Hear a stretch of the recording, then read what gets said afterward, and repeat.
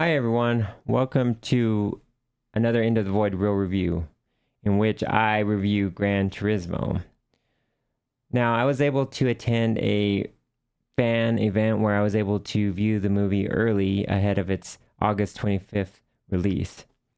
So without further ado, let's begin. The director is Neil Blomkamp, known most for having directed the stellar alien movie Turned Upside Down, District 9. Now, I know many are going to hate this movie before they even see it, thinking it is a Sony cash grab marketed towards gamers featuring Gran Turismo as the gacha game of cars. Well, not exactly a gacha game, but still featuring a similar monetization scheme. While that might be a true analysis of the game, I don't think that rings true for the movie. I was pleasantly surprised with how much I enjoyed this movie. Gran Turismo, as you know, follows the true story of Jan Monborough, who was a highly proficient player of the video game, Gran Turismo 5, and went on to become a professional race car driver after winning a string of Nissan-sponsored video game competitions. The movie follows Jan's journey from gifted gamer to skilled race car driver. Along the way, he's mentored by Jack Salter, a washed-up race car driver played by a highly competent and sometimes funny David Harbour. I really haven't seen a role that David Harbour doesn't slide into with comfortable appeal. And he's no different here. Orlando Bloom is here, as well as the Nissan marketing exec who sets up a Gran Turismo tournament where the winners get a chance to become world-class race car drivers. Archie Madekwe plays the role of Jan Marnborough with a reserved demeanor that is punctuated at times with moments of fist-pumping outbursts that is convincing without being cheesy or overzealous. Gran Turismo works because it successfully integrates parts of the game into the real-world races that span the whole movie, ending with the infamous 24 hours of Le Mans.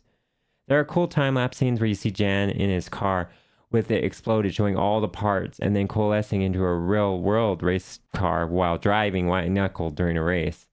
There's even a scene where a flashback of him playing the game in his room and then morphing into where he's driving a real-life race car.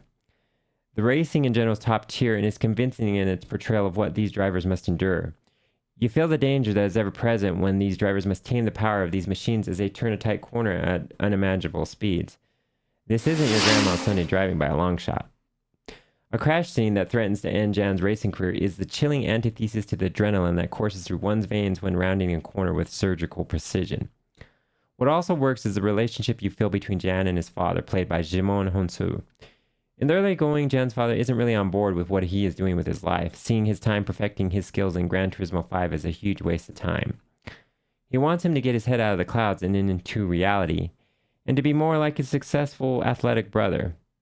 By movie's end, his father does a complete 180 after seeing what his son can do with those video game skills in a race car. See car metaphor 180?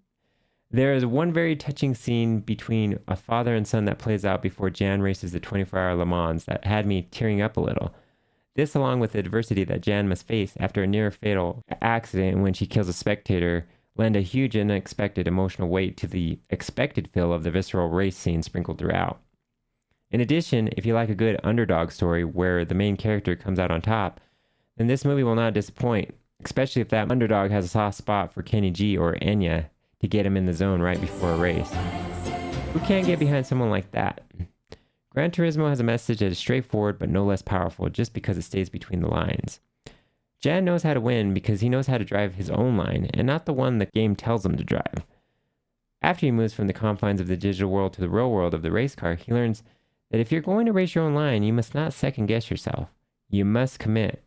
A key lesson he learns from Jack Slater, his mentor on the track, and from the accident that almost ends his racing career.